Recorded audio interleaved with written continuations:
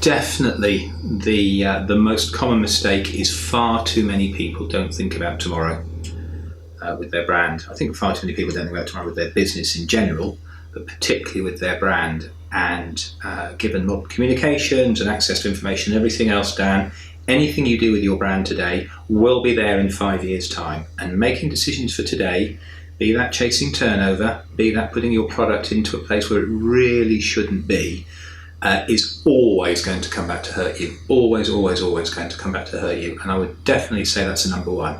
And I quite often like the analogy of comparing your brand to your child, okay?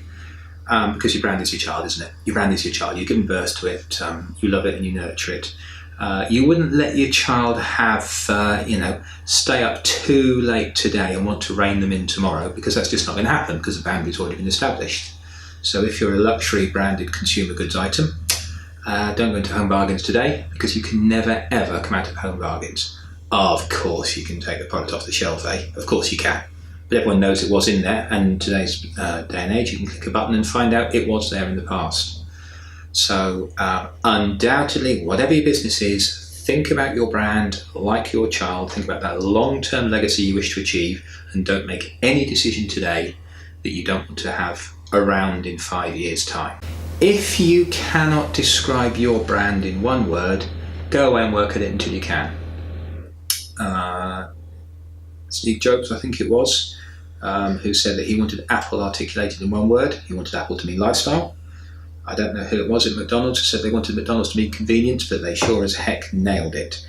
If you cannot describe what your brand means to everybody in one word, people have different interpretations of that word, we can come on to that in a minute, then you haven't nailed your brand.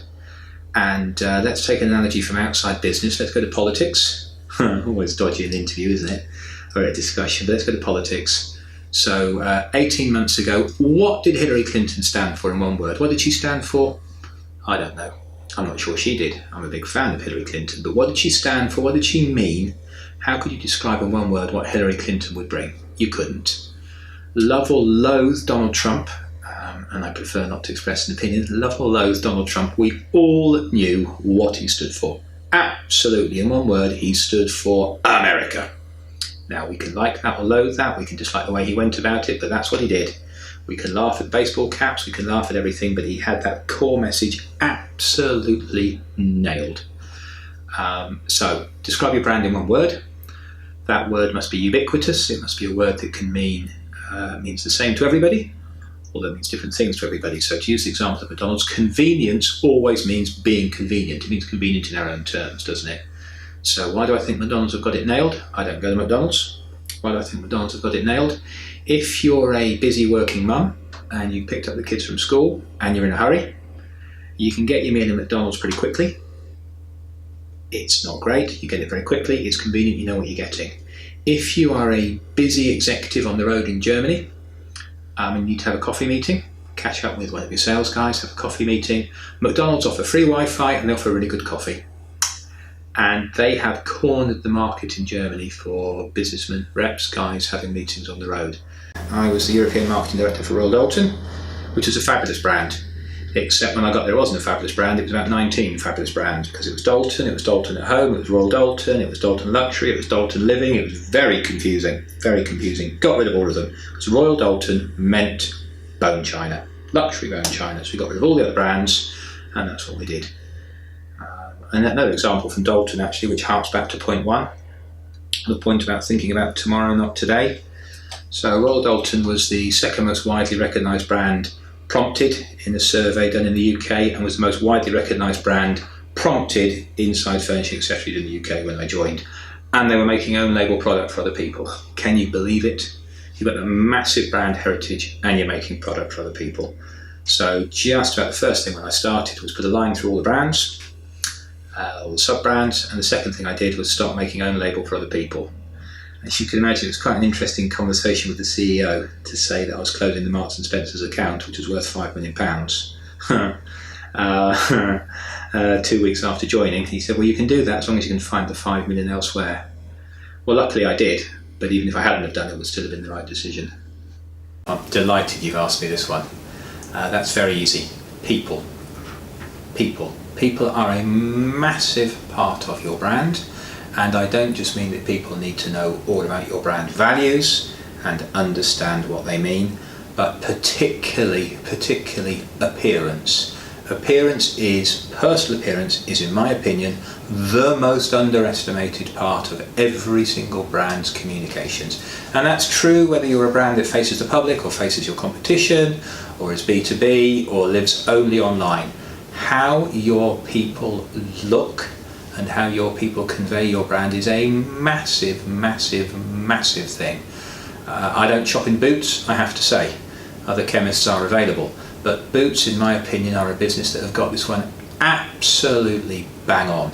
Not only is everyone in their stores, from the Saturday onlys right the way through to the very senior store managers, immaculately turned out, but they look like they belong to the Boots brand. And I'm not making a personal judgment here about appearance in terms of size or gender or anything else. They ooze professional competence. They ooze professional competence. They know what they're talking about. They walk purposefully. They're dressed purposefully. They look like their brand. By contrast, we can all think of certain retailers who've got this one completely wrong. It makes a massive difference. And within 30 seconds of walking into the foyer of most businesses' head offices, you can tell whether the brand has really got it nailed or not because of how the people come across to you.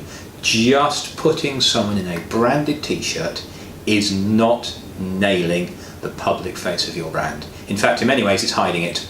It's hiding it because you're assuming that by putting someone in a t-shirt, they can look like they belong to your brand. Certain businesses have really got this nailed. Boots would be one. There are some excellent professional services businesses, we're in one today, who've got it nailed. It's a massive topic. It's probably made brands both harder and easier to communicate, but it has not at all affected what a brand is. One of my favourite sayings in all the world is marketing is not an output solution. And digital marketing is not an output solution. Or put another way, what you are using digital for is to convey the message of your brand. You are just using different tactics to communicate it, using a tweet or a snappy chatty or a Facebook post, or other social media facilities are available, I gather. And if you're using printed tactile collateral, you're also conveying the same message. If you're designing an exhibition stand, you're also conveying the same message. So digital is, of course, massively important. It's not something I do a lot of myself, I have to say, because that's a brand judgment of mine. My brand is best communicated via other tactics. And I have actually sat in meetings with the digital guy, the collateral guy, and the exhibition guy. We've discussed the messages we want to communicate, what we want to share about our brand, and I've got up and left. Because the guys who are responsible for the tactics are much better at deciding what it looks like than me. They're all singing off the same page, so it will look consistent. So marketing is not an output solution. One of my biggest beefs with both the digital world and the exhibition world is they're far too hung up with what they do and not why it is being done. I have actually had exhibition stands for clients, and indeed for myself, I haven't liked personally, but they've been perfect for the brand. I don't personally like some of the things that are possible on digital. I like some of the others, but they are perfect for communicating a brand. So, long-winded answer to your question, how has digital marketing changed the role of a brand? It hasn't changed it at all. It's just made it easier and harder to communicate that role.